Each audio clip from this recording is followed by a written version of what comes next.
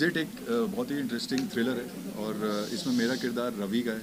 रवि एक स्ट्रेस से भरा हुआ क्रिकेटर है जो ऑब्वियसली अपनी वाइफ से सताया हुआ है एंड इसका बेस्ट फ्रेंड है पिंटू एंड उसके लाइफ में बेसिकली सिर्फ पिंटू और ये हैं जो मिलके कुछ स्कीमें बनाते रहते हैं एंड अक्सर जैसा इन्होंने बाद में बताया भी आपको कि कुछ ऐसी चीज़ें होती हैं जहाँ ये तीनों मिलके कुछ ना कुछ तिकड़म लगाते हैं और हर बार कुछ ट्राई करते हैं नया कि किस तरह से लोगों के पैसे चुका पाएँ।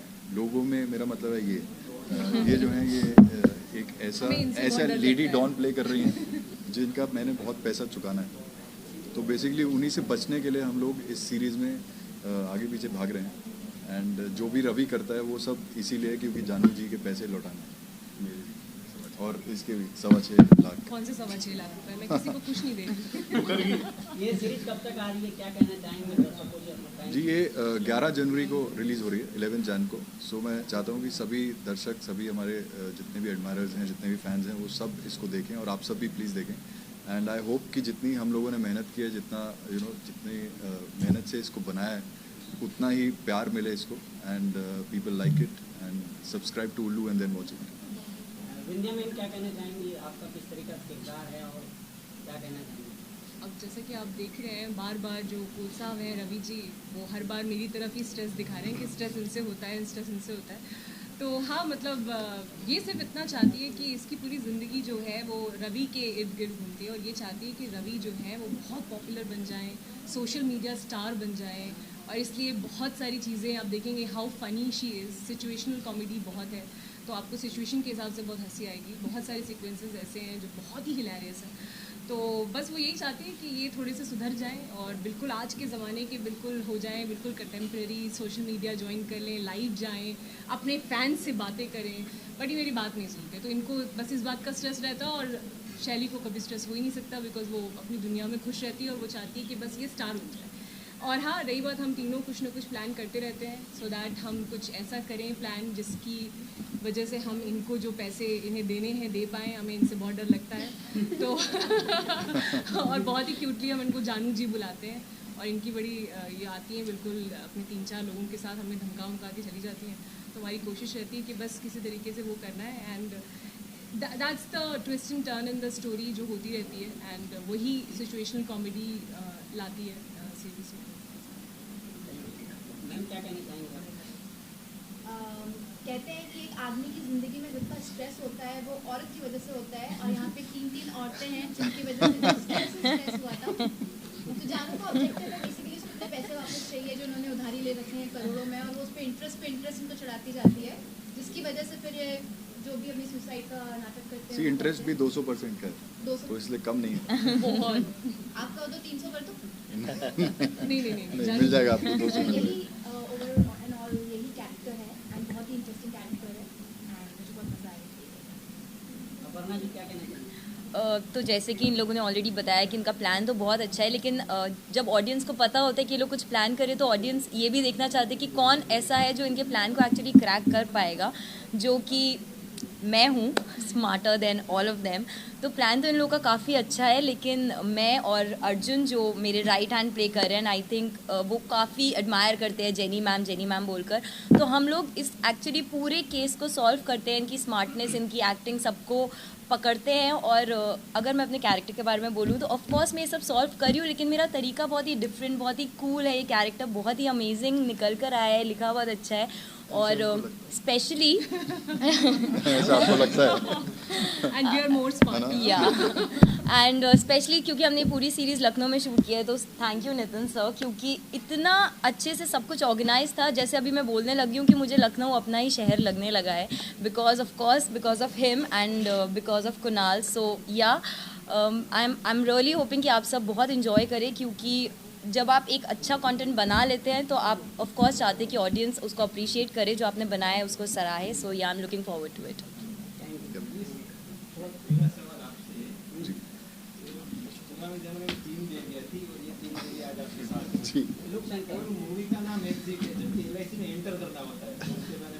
सर एक कोट है I think, every after every exit there is an entry into a new place.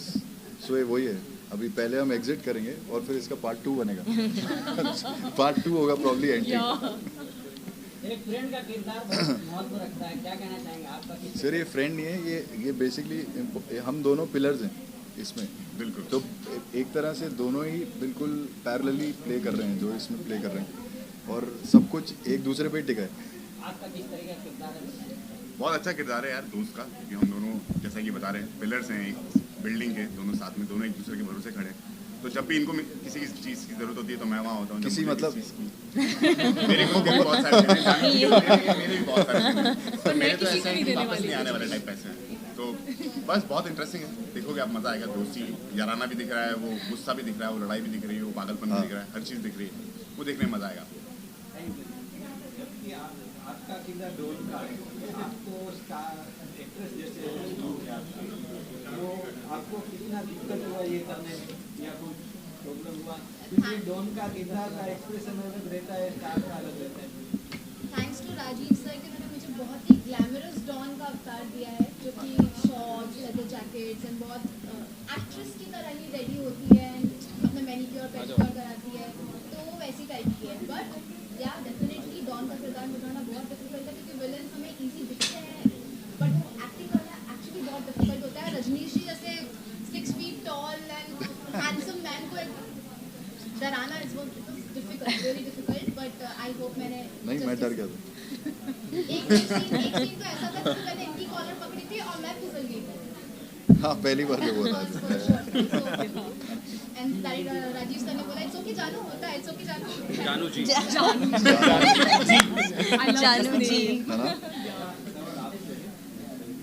ये देख के सबको लगेगा कि वाइफ भी परेशान करती है सबको, तो आपका क्या कहना है? सच है। इस सीरीज में तो ये सच है। ये यूनिवर्सल फैक्ट है, ये यूनिवर्सल फैक्ट है। देखिए, अब वो वाइफ के पॉइंट ऑफ व्यू से देखिए तो वही चाहती है कि उनका पति तरक्की करे। अब उनके पति जो है वो तरक्की नहीं करना चाहते और वो पूरी कोशिश करती है कि वो बहुत बड़े स्टार बन जाए, लेकिन वो मान ही नहीं रहे, उनको बनना ही नहीं है स्टार। वो कहते हैं कि मुझे छोड़ दो, मुझे पुराने ज़माने का ही रहने दो, मुझे नहीं बनना स्टार। और इसका है कि नहीं, हमारे पति जो है सबसे बेस्ट है। आप देखेंगे बहुत सारे सीन इसमें हैं जिसमें कि मैं इनकी इतनी तारीफ कर रही हूँ, अलग अलग एंगल। इन्होंने एक बार बताया था मुझे कि सीरीज हाँ क्योंकि पति को सताने को मिलेगा, इसीलिए हाँ किया इन्होंने ये रोल। ऐसा कुछ नहीं।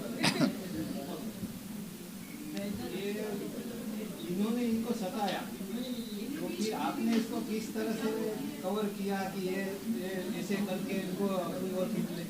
कि आप बोले ना मेरा किरदार नहीं है। अरे नहीं।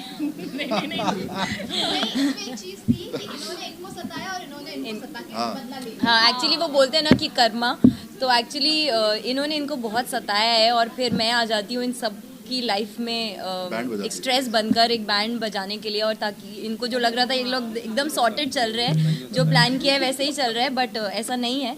तो हाँ, मतलब ये फुल ऑन मेरे पीछे पड़ गई। उन्होंने ऑब्वियसली कर्मा वाली बात जो है वो प्रूव हो गई कि मेरे सारे स्ट्रेस में मुझे दे दिया। LIC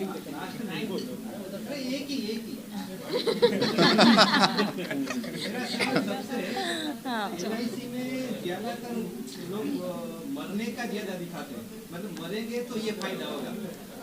हाँ, करेक्ट। हाँ, बीवी को यही समझाता है कि आपका हस्बैंड ऐसा हो जाएगा तो आपको इतना फायदा होगा, जबकि आदमी जिंदा भी इम्पोर्टेंट है। तो उसके बारे में आपका क्या कहना है? इस सीरीज में नहीं है। इम्पोर्टेंट नहीं है। हाँ, मुझे लगता है आपने बहुत पॉलिसीज करा रखी है। सबसे ज्यादा सवाल वहाँ पे भी आपने पूछे थे LIC के बारे में, है ना? मुझे लगता है आप LIC की जिंदगी के साथ भी, जिंदगी के बाद भी, मतलब आपको पूरा वही चीज बार बार आप पूछ रहे हैं। आपने बहुत पॉलिसीज करा रखी है। कहीं आपका कोई प्लान तो नहीं है ऐसा? सर ये एक न्यू एज कंटेंट है बेसिकली, जो कि जैसा मैंने पहले भी बताया कि सूडोसाइड एक शब्द है, उसके ऊपर बेस्ड है। और कैसे एक आदमी अपनी ज़िंदगी में कर्जे में डूबने के बाद क्या फ़ैसले लेता है जो कि मोस्ट ऑफ द टाइम्स गलत ही होते हैं, और कैसे वो उसमें फंसता चला जाता है। और दूसरे किरदार उसमें और ज़्यादा एक ह्यूमन नेचर है, ग्रीड की, लालच की। ऑल इन ऑल ये एक लालच की कहानी है, जहाँ पे सारे ही कैरेक्टर्स शायद अपर्णा जी को छोड़ के बहुत ज़्यादा लालची हैं और वो फंसते चले जाते हैं अपने ही भंवर। ये कहानी है। क्या मैसेज है ये ये पूछिए। ये सीरीज क्या मैसेज देना चाहती है लोगों को? सर मैसेज अगर लेने वाली बात है तो यही है कि एक्चुअली मैसेज देती भी है कि एंड में of course I can't reveal the end, but इसका जो ये जो ग्रीड है इसका and can not be good. तो ये ही मैसेज है शो का, जहाँ पे जो उसका बेसिक मुद्दा है ग्रीड, उससे कैसे बचा जाए या क्या नहीं करना चाहिए।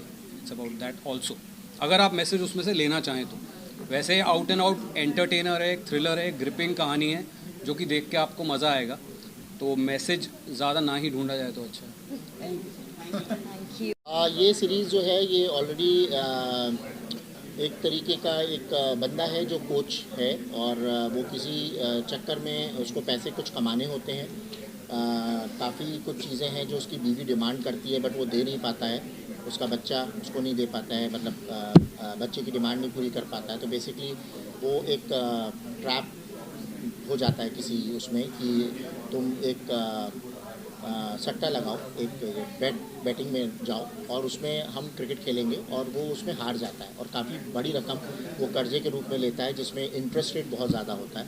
तो वो जो ब्लैकमेलिंग होती है, उस ब्लैकमेलिंग और उस डर से कि ये लोग मेरे घर ना पहुंच जाएं या मुझे मार ना दें, तो उसको उसके डर से या मेरे बीवी बच्चों को कोई अटैक ना करें, तो उसको उसके चलते हुए वो एक क्योंकि उसका एक फ्रेंड होता है वो LIC एजेंट होता है, तो वो उसको सलाह देता है कि तुम एक LIC करा दो। तो उससे वो इन्फ्लुएंस हो जाता है और वो प्लान बनाता है कि मैं अगर अपने आप को मार लूँगा एज एक्सीडेंट शो करूँगा अपने आप को, तो वो पैसा मेरे को मिल जाएगा जिससे कि मैं जिसने मुझे ट्रैप किया है उसका मैं कर्ज़ा वापस कर दूँगा और मैं रह पाऊँगा। बट वो कहीं ना कहीं चीज़ें LIC के उसमें या किसी उसमें आकर के फंस जाती हैं और उसमें काफ़ी उनको नुकसान होता है।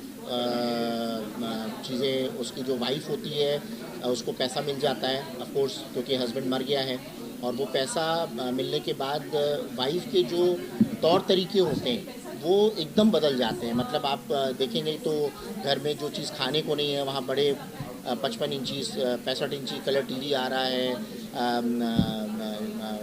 घर का पूरा रंग रोगन हो रहा है, तो कई चीज़ें चेंजेस दिखाते हैं।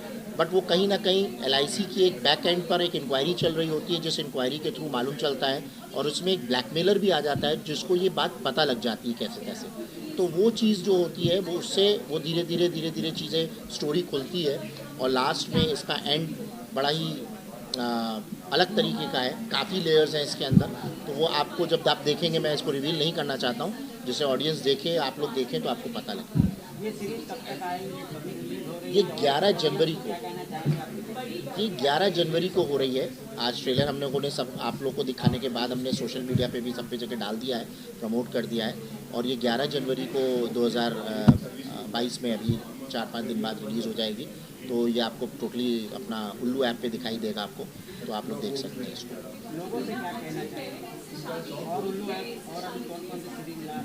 उल्लू ऐप अभी बहुत सी सीरीज़ ला रहा है। अभी 7 सेंस प्रोजेक्शंस के में कलवा एक मूवी आ रही है, सबसे बड़ा रुपया आ रही है, वो भी एक नए जॉनर में है। कलवा एक हॉरर है, उसमें भी कुछ बड़े आर्टिस्ट हैं हमारे, और सबसे बड़ा रुपया है वो बैंक रॉबरी पर है। तो ये तो यही सेम प्रोडक्शन ही कर रहा है। दूसरा इसके अलावा हम एक सुरंगा बना रहे हैं, और जिसमें फ्रेडी दारूवाला है और ये ईशा कोप्पिकर जी हैं, श्वेता तिवारी की, शाहबाज खान की एक हम लोग ला रहे हैं शुक्ला वर्सेस त्रिपाठी, उसका नाम कुछ चेंज होगा, this is a tentative name अभी फ़िलहाल के लिए। इसके अलावा 6X एक हम मूवी ला रहे हैं जिसमें 19 कैरेक्टर्स हैं, सब नोन हैं, फिल्मों के हैं, सीरियल्स के भी हैं, वो भी हम ला रहे हैं उसके अंदर। इसके अलावा एक अभी हम लोग प्रिंस और युविका चौधरी की एक मूवी हमारी आने वाली है जो शूट हो चुकी है, बट उम्मीद है कि वो शायद वो भी इस साल में ही आ जाएगी। शूट हो चुकी है तो ऑफकोर्स मार्च अप्रैल तक वो भी हम दे देंगे। बैक टू बैक और भी मूवीज़ हैं। इसके अलावा काफ़ी मूवीज़ हैं जो मुझे अभी शायद बहुत कुछ याद नहीं है, बट जो है मोटा मोटी वो मैंने आपको बता दी। उल्लू ऐप में कहीं ना कहीं चेंजिंग आया है, बहुत सारे हट के स्टोरी आ रही है, पहले तो सिर्फ जी माना जाता था जी कि ओल्ड जी जी आज क्या कहना चाहेंगे इसके बारे में? सर ये एक तरीके का हमने एक बुके बनाया है जिसमें आदमी जब भी जाए तो उसके अंदर हर अलग अलग तरीके के फूल मिलें, और लोग बुके कह लीजिए, बूफे कह लीजिए, तो हर आदमी की अपनी चॉइस होती है। उसके अंदर हम लोगों ने सिलेक्शन मोड भी दिया है कि इंसान अगर कोई चीज़ देता है आर्टिफिशियल इंटेलिजेंस के थ्रू, तो अगर वो कोई मूवी हमारी जैसे तंदूर है, पेशावर है या साइनाइड है, अगर वो कोई देखना चाहता है तो उसका इंटरफेस ऑटोमेटिकली चेंज हो जाएगा, उसको वही देखने को मिलेगा। जैसे आप लोग यूट्यूब वगैरह पे अगर कोई भी आप देखते हैं तो वो सबके लिए होता है। हमारे यहाँ हमने भी अपने ऐप पे वो डेवलप किया है और हम एक तरीके का हर जॉनर की मूवीज़ ला रहे हैं और हर कैटेगरी की ला रहे हैं, जिसके अंदर लोग केवल एक जो परसेप्शन बन चुका था वो ना बने। नॉट ओनली कि हमने उसको चेंज किया है, हम डिफरेंट जॉनर्स और डिफरेंट चीज़ों को ला रहे हैं, लेकिन हर चीज़ अवेलेबल है उसके अंदर। परसेप्शन सिंगल वन लाइन पे ना हो, इसको बस हमने चेंज करने के लिए हम इसके लिए मेहनत कर रहे हैं और पूरा फोकस कर रहे हैं कि इसको हम वैरायटी ऑफ शोज़ लोगों के सामने ला सकें।